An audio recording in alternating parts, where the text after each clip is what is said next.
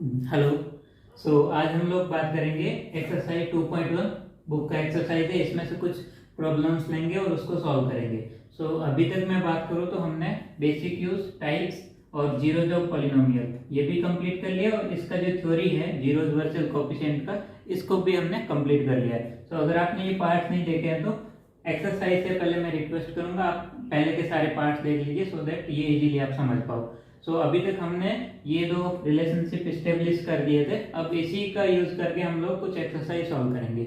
मैंने वही एक्सरसाइज पकड़ी है जिसमें जनरली लोग कंफ्यूज होते हैं और गलतियां करते हैं। एग्जाम में गलती करोगे मतलब आप अपने मार्क्स खो दोगे। आप साल भर पढ़ते हो, छोटी सी एक सिली मिस्टेक करते हो और फिर क्या करते हो, सारा का सारा क्वेश्चन गलत करके आ जाए। तो वो मैं नहीं करने दूंगा अगर आप वीडियो देखोगे तो। स्टार्ट करते हैं। तो सबसे पहले क्या होता है, जिसने अच्छे से पढ़ा नहीं है, जिसने अच्छे से वीडियोस नहीं देखे हैं, वो डायरेक्टली क्या करेगा, यहाँ से देखेगा कि हाँ ये ऐसा कुछ दे रखा है, A6 हो गया, B-3 हो गया, C-7 हो गया, ऐसे करके पूरा सॉल्व करेगा। एग्जाम वाला चेक करेगा, ऐसा करके 0 मार्क्स।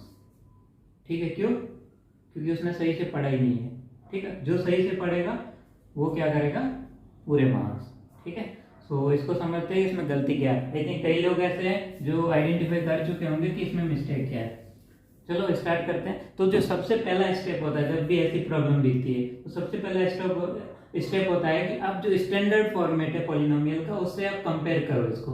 ठीक है, वो वैसे है कि नहीं है। अगर वैसा नहीं है तो उसको क्या करोगे, रीअरेंज करोगे। ऐसा हमने इसमें भी देखा था, जो डिग्री ऑफ पॉलिनोमियल पढ़ा था उसमें भी देखा था। तो सबसे पहला स्टेप मैं बार बार कह रहा हूँ, ये होना चाहिए कि इसको रीअरेंज करो स्टैंडर्ड फॉर्म में। हमारी स्टैंडर्ड फॉर्म क्या होती है,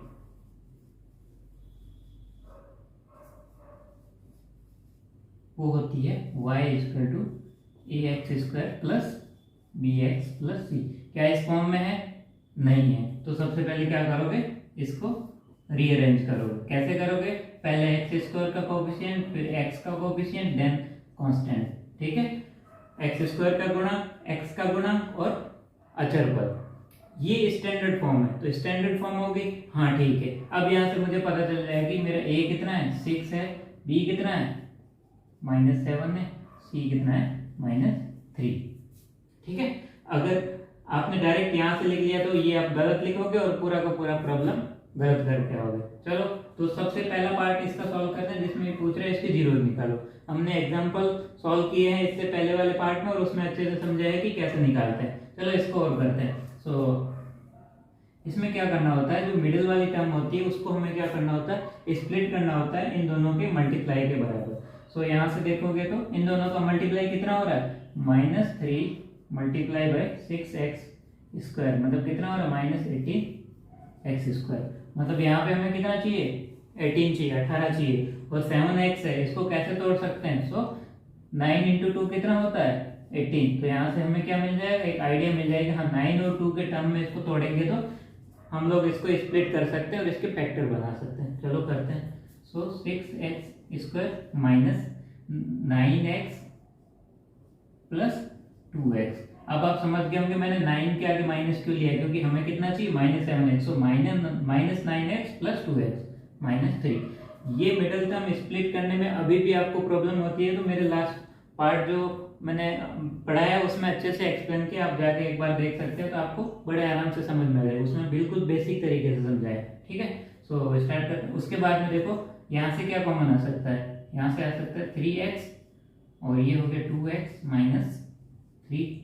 यहाँ पे क्या है, ये खुद ही 2x -3 है। ऐसे केस में हम लोग क्या करते हैं, 1 बाहर लेते हैं और 2x -3। यहाँ भी गलती करते हैं, ये बोलते हैं कि यहाँ तो 2x -3 है, इसमें से चलो कुछ कॉमन आ रहा है, इसमें से कॉमन नहीं आ रहा है, मतलब हमने कुछ गलती किया है। गलती नहीं किया आपने, ये वाला स्टेप आपको आना चाहिए। ये नहीं आता है तो ये भी आप एग्जाम में गलत करके आओगे।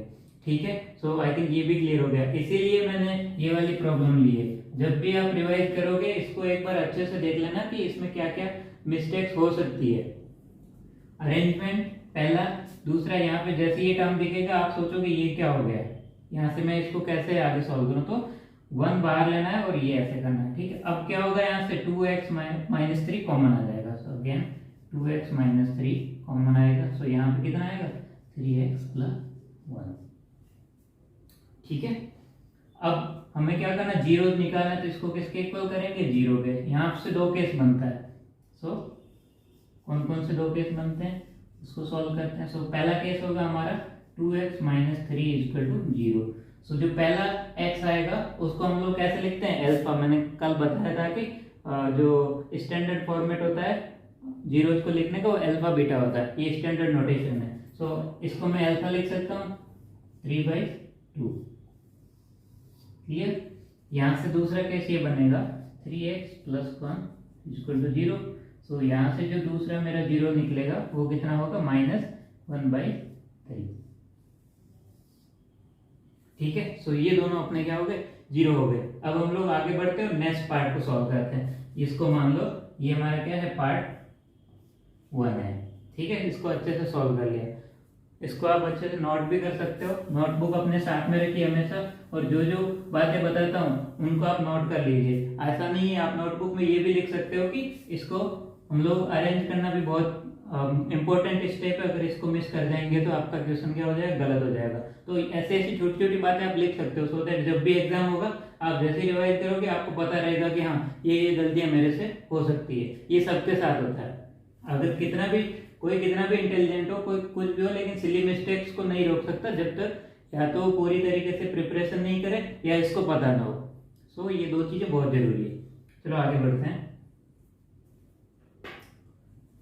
चलो तो हमने ये दो जीरोज निकाल दिए। जो रिमूव करने वाला पार्ट था वो मैंने वीडियो से स्किप कर लिया, बिकॉज टाइम सबके लिए इंपॉर्टेंट होता है, भले मेरे लिए हो आपके लिए हो। सो मैं उसको बता के एक्स्ट्रा टाइम नहीं लेना चाहूँगा। ठीक है। सो आगे बढ़ते हैं। हमने अल्फा और बीटा दोनों को निकाल दिए थे। अब हम कंसेप्ट की ओर बढ़ते हैं और इसको वेरीफाई करते हैं कि हाँ ये सही है कि नहीं है। सो सबसे पहला क्या करेंगे हम लोग, अल्फा प्लस बीटा मतलब सम ऑफ जीरोस। तो वो कितना आ रहा है, 3/2 - 1/3। ठीक है। इसको सॉल्व कैसे करते हैं, आई थिंक इस लेवल तक आपको ये चीज पता होनी चाहिए कि इसको कैसे सॉल्व करते हैं। तो इसमें एलसीएम लेते हैं और फिर इसको सॉल्व करते हैं। अगर ये नहीं आता तो आप मुझे बता दीजिए, मैं अलग से एक वीडियो बना के इसको भी एक्सप्लेन कर लूंगा। लेकिन जिसको आता है आई थिंक वो तो आगे बढ़ते हैं। सो इसका एलसीएम होगा हमारा 6। सो 6 को 2 से डिवाइड करूंगा तो कितना आएगा, 3। 3 × 3 कितना होता है, 9। ऐसे ही 6 को डिवाइड करूंगा 3 से, सो वो कितना आएगा, 2। सो 2 × 1 कितना होता है, 2। सो ये हो जाएगा हमारा 7/6। ठीक है। और अल्फा बीटा किसके बराबर होता है, -b/a। सो -b/a कैलकुलेट करते हैं, वो कितना आएगा। सो b कितना हमारा -7। सो -7, ये भी गलत करते हैं लोग, यहाँ माइनस भूल जाते हैं कई बार। सो इसको भी अच्छे से याद रखना। a कितना है, 6। सो माइनस प्लस हो गया। सो ये हो गया हमारा 7/6। तो ये वाला पार्ट क्या हो गया, वेरीफाई हो गया कि सम वाला ठीक है। अब हम बात करते हैं दूसरा प्रोडक्ट के बारे में, मतलब दोनों का क्या करेंगे, गुणा करेंगे। सो कितना हो रहा है, 3/2 × -1/3। अगेन हम लोग माइनस में मिस्टेक करते हैं, 3 से 3 गया, ये हुआ -1/2। ठीक है। तो अल्फा बीटा किसके इक्वल होता है, c/a। सो हम लोग c/a निकालते हैं। सो यहाँ से देखो c कितना हमारा -3। सो -3 डिवाइड बाई a कितना है, 6। सो ये कितना होगा, -1/2। ये दोनों बराबर है, मतलब ये वाला पार्ट भी क्या हो गया, वेरीफाई हो गया। तो हमने एक तो जीरो निकाल दिए और इसका रिलेशनशिप वेरीफाई कर दिया। तो आई थिंक बहुत आसान है, बहुत अच्छे से आप कर लोगे। फिर भी अगर आपको इस टाइप की प्रॉब्लम सॉल्व करने में दिक्कत आती है तो आप कमेंट करके बता दीजिए कि आप कहाँ पे आपको प्रॉब्लम आ रही है। मैं वो पार्ट एक बार अच्छे से और एक्सप्लेन कर लूँगा। ठीक है।